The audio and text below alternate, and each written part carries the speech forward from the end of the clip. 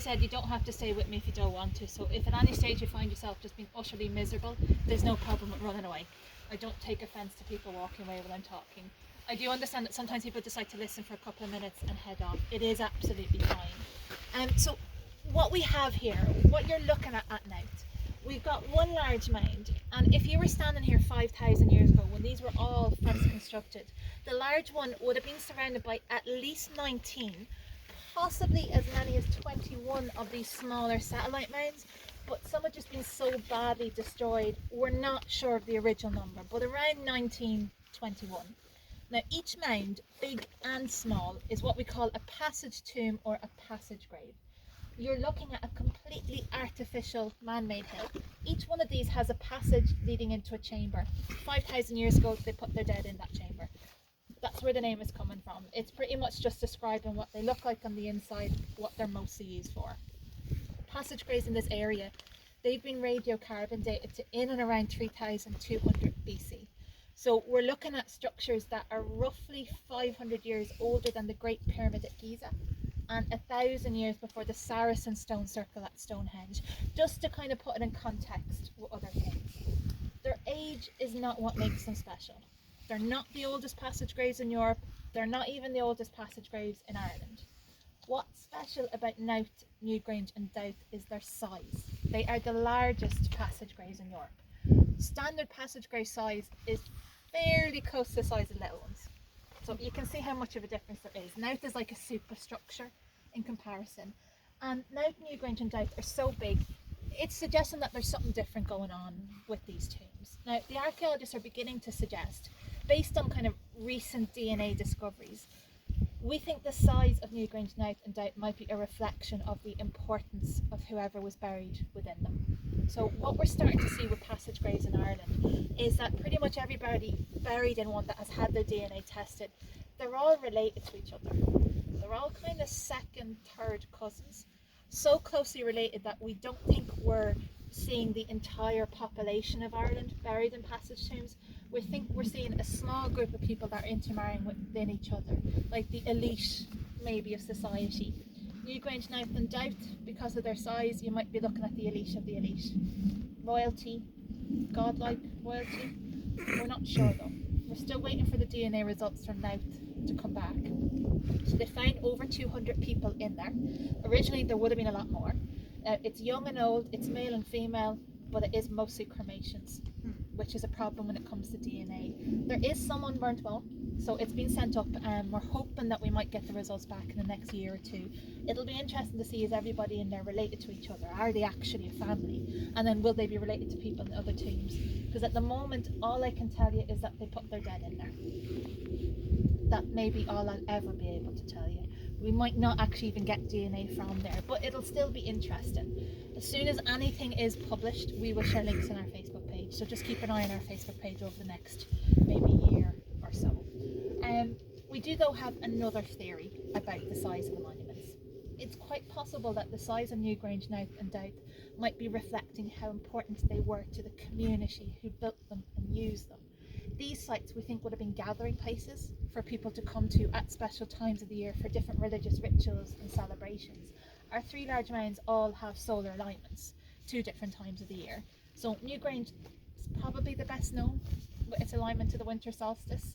So with Newgrange, on the shortest day of the year, so in and around the 21st of December, in the morning, as the sun rises, it will shine down the passage and light up the chamber. And they'll go through this with you properly when you get over to Newgrange. But 5,000 years ago, you could have had hundreds, if not a couple of thousand people gathered on the outside of Newgrange for massive public religious rituals and ceremonies, kind of like how people gather over at Stonehenge nowadays. So they might gather to celebrate the end of the old year, the beginning of the new. Inside of the large mounds is tiny. You probably just had the religious elite or political, maybe celebrating more sacred, secret religious rituals and ceremonies. We're just not sure though, that's the problem. Dowth is also winter solstice, but it's the evening. So you could look at Newgrange and Dowth as like a partner, pair. Presumably people would have started at Newgrange in the morning and finished up at Dowth in the evening, or maybe the other way around, Dowth in the evening, Newgrange the following morning. That's quite possible as well. Here at Knowth, we have morning and evening of our special time of the year. So there's two passages within the large mound. They're kind of back to back. One is facing pretty much due east, this one here due west, but they don't meet directly in the centre. So completely separate passage and chamber for east and west. There's a gap of 5 metres between the back of the two chambers. Our time of the year is the equinoxes. So you're looking at around 21st of March, 21st of September, when your hours of day and night are equal. Now, we are slightly different to Newgrange and Dowth in terms of what actually happens here. We're actually kind of different to pretty much every other passage grave with a solar alignment. Generally, if you have a solar alignment, the sun shines down the passage into the chamber. It doesn't happen here at Knowth. And it's nothing to do with the state of the doorways. Now, they're not in the best of condition, but the sun is not able to reach the entire way down into our chambers here at Knowth because our passages are too long. Our east passage is 40 metres long and our west is 34. They're the two longest passages of a passage tomb in Europe. Compare it to the 19 metres over at Newgrange, you can see how much of a difference there is. They're also only about this height the entire way down. There's just no way for the light to get in there. So what we have here, instead of an internal solar alignment, we have an external shadow alignment. You can see right in front of the doorway we have this tall standing stone. And there is one directly in front of the east as well. What the standing stones do is they cast shadows. And the shadows cast by these are at their longest at the times of the equinoxes. So what actually happens, what you'd see. Now the light's not the best, but this stone that's right in front of the doorway, can you make out the carvings on it? It has these kind of horizontal lines carved onto it. There is a vertical line right down the very middle, quite different to the ones either side. We just call that the entrance stone because it's clearly marking the entrance, and it is in its original position. The entrance stone in front of the eastern passage has very similar carvings, but there's a few more kind of vertical lines. We think it's possible, it's probable that the carvings on the entrance stones are there because of what happens here during the equinox, but we're not sure because it hasn't been completely fully studied just yet. But if you're standing on this side of the monument in the evenings, it's slightly better preserved and there's no kind of big tall trees blocking the light. What you'll start to see, actually nearly about 3 weeks before the equinox, at sunset, the shadow cast by this stone becomes long enough that roughly 3 weeks beforehand, it starts to touch the bottom of the entrance stone. And then each day, the closer that you get to the equinox, the higher on the stone the shadow will climb. Day of the equinox at sunset, as the shadow moves across the stone, when it hits that central line, it's crossed over the stone, and it does go a few metres down the passage. We know what happens, we've seen it happen. The film across the way will show you the shadows moving across the stone. We just don't know why or what the shadows are supposed to represent. Simplest theory, standing stone and the entrance stone might be a giant sundial, like a clock or calendar. Longer the shadow is, closer you are to the equinox. Get ready, gather, prepare. Day of the equinox, the shadow hitting that middle line, maybe that's when they started their religious rituals and ceremonies. Now, those rituals and ceremonies, equinoxes happen in spring and autumn, which are really important times in the farming calendar. These people were farmers. They brought farming into Ireland with them. So we're thinking that they might have gathered here on the equinoxes and had celebrations where they would have prayed for good growing seasons, healthy animals, healthy crops, a good harvest, mild winter so that your food will last you throughout the winter until the following spring. It's very possible, but we don't know. At the end of the day, we have no idea what was going on here 5,000 years ago. It's 5,000 years ago. Unfortunately, we're too far removed from this culture, these people. They don't exist anymore. This culture seems to disappear, certainly from Ireland, 4,000 years ago. At the moment, there is no trace of these people in the modern Irish, genetically. We can't see it. It's probably there, but just been so watered out. But what we're starting to see is a suggestion that there was a complete population replacement in Ireland 4,000 years ago. Bronze Age people come in, they're totally new, take over, push out, or maybe Ireland is empty at the end of the Neolithic. They come in and they have a completely new way of belief system, language, hierarchy, everything like that. We don't think there's anybody left to pass on the story of what was happening here to down the generations over the last few thousand years. We also have a problem that if they've left us any records explaining what they were doing, we can't read them. It's possible, we think it's very probable, all of the carvings that you see on the stones here could be writings telling us exactly what was being done here, the story, the history of these people, their myths and legends. We just can't read them. We've no Rosetta Stone of the Neolithic to figure out the art, the carvings. Now, we call the carvings megalithic art. So megalithic, big stone, art kind of on large stone monuments, not necessarily large stones. This is a style of artwork that's found all across Europe from Neolithic times, but it's mainly along the Atlantic seaboard, so Malta, Sardinia, Portugal, Spain, right up into Scandinavia, out into Britain and Ireland. 45% of Europe's megalithic art is just here at Knowth. We've over 480 carved surfaces, we've a massive amount. When you include Newgrange and Dowth, that number goes up to roughly 60%. So that is the main reason why this entire area is protected. It is a UNESCO World Heritage Site, the whole area. It's not just the monuments themselves. We know that we've got so much here, so well preserved. We're also presuming that we still haven't found everything. That there's probably something, still a lot more, hopefully, to find. And maybe someday we will find something that will help us to decipher the artwork here. Because at the moment, we don't know if that's writing. It's all abstract. It's circles, spirals, wavy lines, zigzags, diagrams, no people, no animals. Certainly not on the Irish art. So you've no little stick figures, bringing things out of the passages or worship in the sun or anything like that. But we do think that some of it might be writing. It's possible. Some of the stones actually kind of look like maps and charts. There's a couple of stones, if you stand in front of them, you've got the sun up in the corner, you have the river down below, a bit like how a kid will draw, a map of something. The circles on it, some of them look like they might be tombs, like a circle with a line, kind of like a passage tomb. Some of them might be marking out villages, houses. Maybe if you're not familiar with the area, you're coming here on pilgrimage once or twice in your lifetime, you come to the mound, you find the stone that will show you where to go find food and shelter. Very possible. Some of them might be telling them even maybe where to find, hunting grounds. If the crop fails over the winter, this is where the deer are, the boar are, the fishing grounds, things like that. A few of them look like they're tracing the movement of the sun and the moon.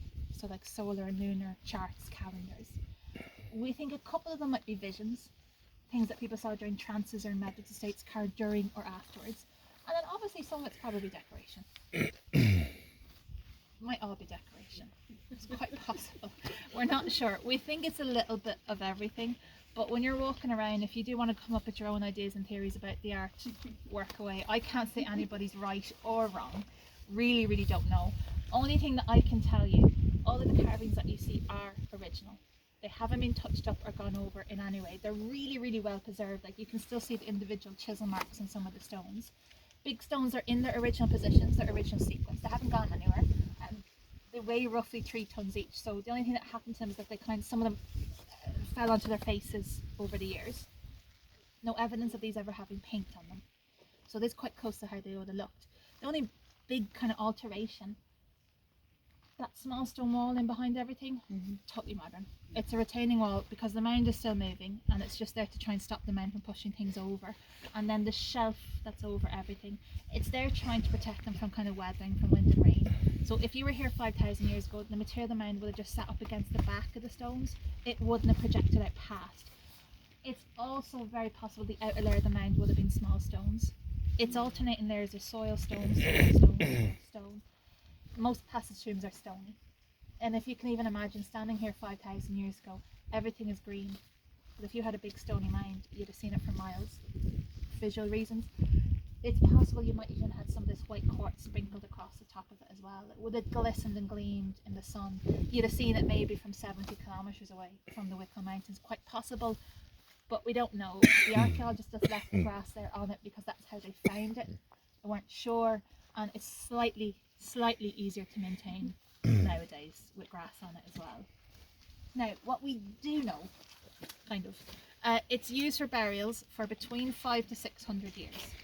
And then at the end of the Neolithic, we actually see most of our passage tombs being abandoned all around the same time. It does coincide with a change in climate. At the end of the Neolithic, there's like a mini ice age in northern Europe. What it does to Ireland, we get a couple of degrees cooler, we got a lot wetter. There's massive amounts of rainfall recorded in Ireland at the end of the Neolithic. It causes the bogs to start to form in the west of Ireland. it would have caused crop failure, famine, disease. And we think that's what happened to these people. The numbers crash.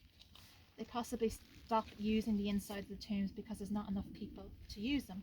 Or what's the first thing to go when society crashes? The people at the top, the leaders. Maybe their royal people have gone, packed up, left. It's possible. We're not 100% sure. What we start to see happening is, while the inside of the tombs are abandoned, there is still activity on the outside of them.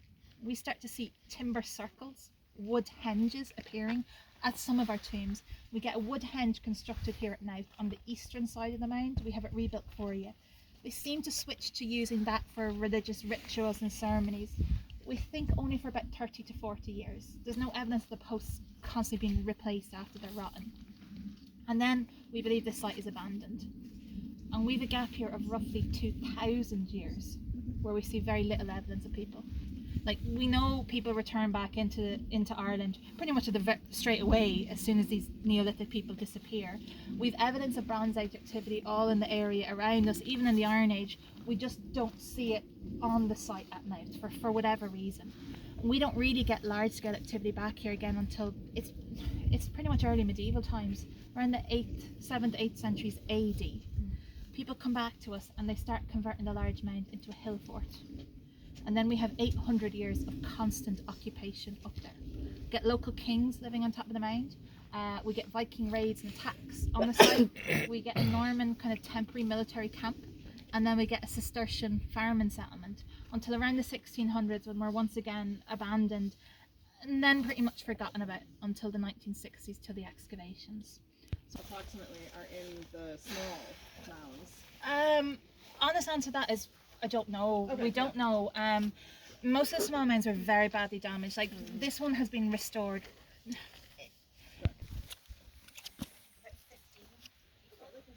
Yeah, it is a handful, which is unusual because most passage tombs are packed. Elsewhere they're packed full of people. Like over Loch Crew, which is another passage tomb cemetery, packed into the chamber. So that probably represents a thousand people. Here, family lines, maybe once the line goes out, you go to a new one, or maybe there was a lot more. Only 5 people were identified.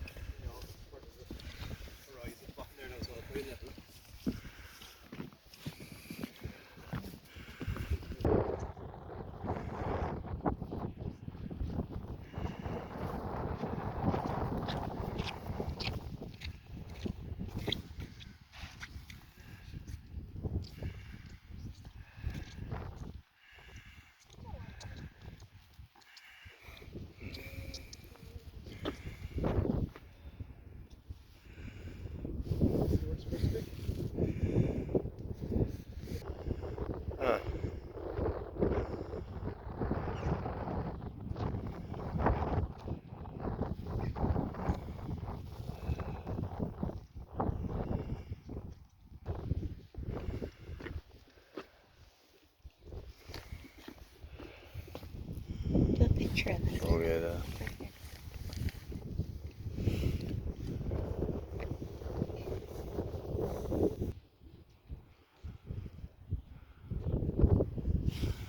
So these are the satellite mounds. I'm standing on top of the big mound.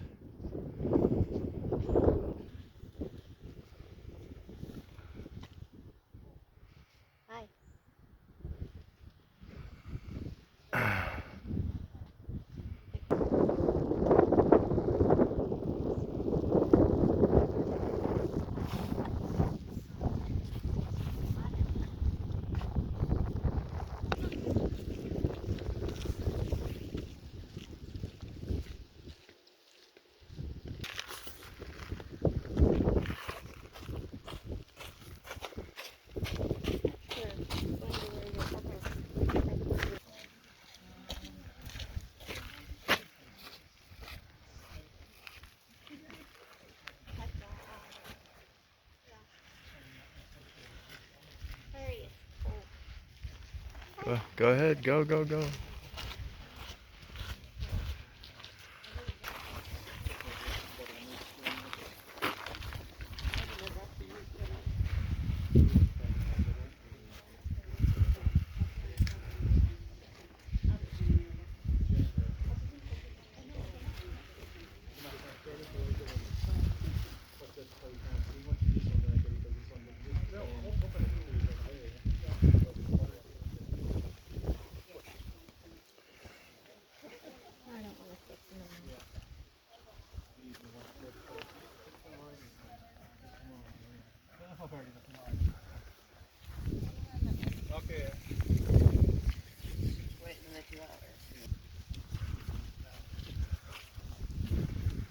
Oh wow. Great stone there.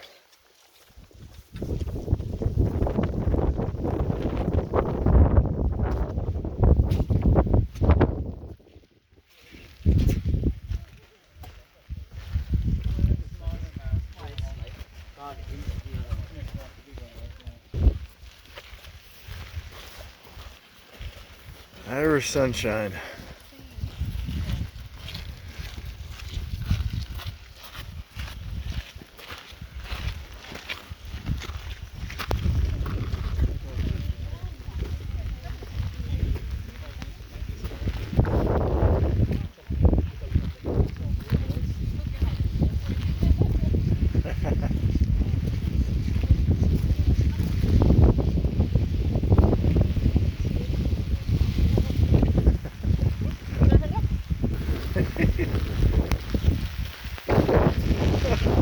Ay, ay, ay.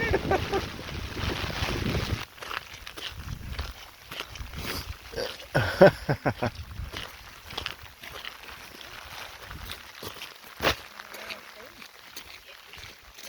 ha.